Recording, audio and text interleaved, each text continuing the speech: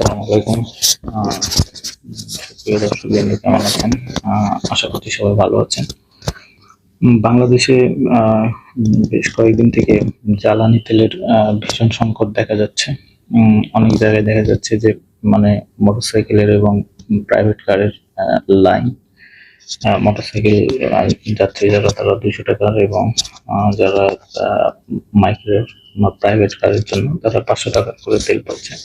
এরকম অভিযোগ ফেসবুকে দেখলাম। তো আসলে আবার কোথাও কোথাও দেখছি যে অনেকেই যারা 200 টাকার তেল তোলে না, ওরা এই যে জ্বালানি তেলের সংকট হবে বা এরকম একটা পূর্বাভাসের কারণে 1500 টাকার তেল ভরে আবার তেল আনতে যাচ্ছে, মানে এইরকম একটা কৃত্রিম ক্রাইসিস তৈরি করার চেষ্টা করতেছে। যেমন একবার হয়েছিল এরকম, যে লবণ পাওয়া যাবে না এই মর্মে আহ, সবাই লবণ কেনার একটা মানে প্রতিযোগিতা শুরু করে দিয়েছিল, এবং দেখা যাচ্ছে যে বেশি দামে, এবং দোকানদারেরাও লবণের দাম বাড়াই দিয়েছে। দেওয়ার ফলে মার্কেট থেকে লবণ আউট হয়ে গেছিল এরকম। বাংলাদেশে এইগুলো আছে। হুচুকে বাঙালি।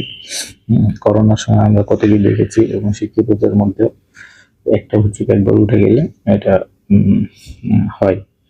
তো যাই হোক, বিশ্বের যে প্রেক্ষাপট, যুদ্ধ চলতেছে, ইরান একটা বড় তেল সরবরাহকারী দেশ, এবং মধ্যপ্রাচ্য জানি আমরা যে এটা পেট্রোলিয়ামের জন্য, জ্বালানি তেলের জন্য একটা বড় ইয়া। তো এই যুদ্ধ চলাকালীন পরিস্থিতিতে বিভিন্ন রকম সমস্যা আসতে পারে।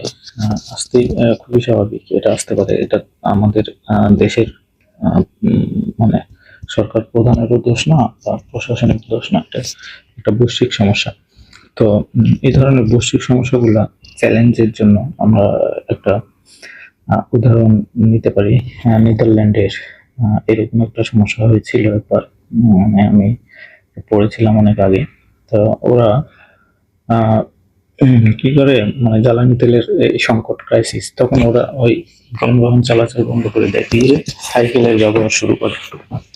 অর্থাৎ সাইকেল ব্যবহার করতে গিয়ে দেখা গেল যে শরীরও ভালো থাকে, প্লাস হচ্ছে জ্বালানি তেলের ব্যবহারও কমে যায়। হ্যাঁ, তো নেদারল্যান্ডে প্রচুর পরিমাণে সাইকেল, প্রচুর সাইকেল। তো আমাদের যদি এরকম সিচুয়েশন তৈরি হয়, তাহলে আমরাও এই কাজটা করতে পারি। সাইকেলের ব্যবহার করতেই পারি, কি বলেন?